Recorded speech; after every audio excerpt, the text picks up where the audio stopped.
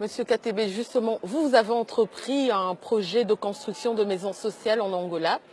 C'est 700 000 maisons sociales, si je ne me trompe pas, pour un budget de 60 milliards de dollars. Et donc, quelle est votre implication en RDC? Pourquoi en Angola? Oui, pourquoi pas la RDC, Monsieur Katebe? Parce que c'est beaucoup d'argent, hein, 700 000.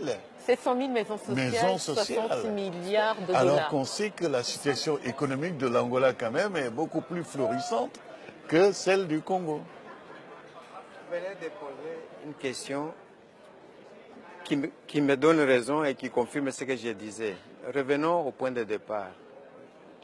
La confiance, c'est très important. En tant qu'investisseur, si je n'ai pas confiance dans tel pays et que mes investissements ne seront pas garantis, mais je n'irai pas. Un point, un trait. Nous sommes dans le monde des affaires. Mais là, ce pays m'offre toutes les garanties que je peux retrouver mes investissements. J'y vais. C'est tout simple. C'est tout simple. Est-ce que vous pouvez donc tout ramener à business is business? Mais non, Le business n'existe pas sans harmonie sociale, sans paix, sans stabilité démocratique. Voilà, c'est impossible. La stabilité démocratique. Comme elle dit, la stabilité, tout ça, c'est ça qui vous donne confiance. Et je vais vous dire autre chose. Quand il y a une coopération, une collaboration, il y a toujours deux parties.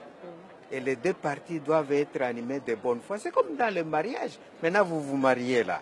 Donc, il y a deux parties, il y a la volonté et il y a la confiance. Ça doit être des deux côtés. Parce que quand il y a succès, c'est pour les deux parties. Et quand il n'y a pas succès, la responsabilité... Pour le pire.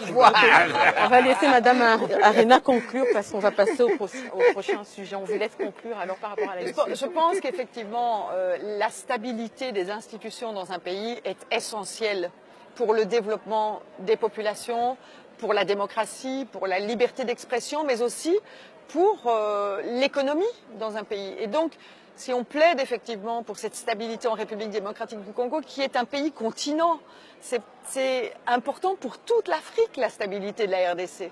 Et donc pour nous, c'est quelque chose qui vaut d'un point de vue démocratique, d'un point de vue des besoins des populations, mais aussi d'un point de vue des investissements. Et je pense que ce pays pourrait être un exemple pour l'Afrique si les choses se passaient bien. Okay. Merci.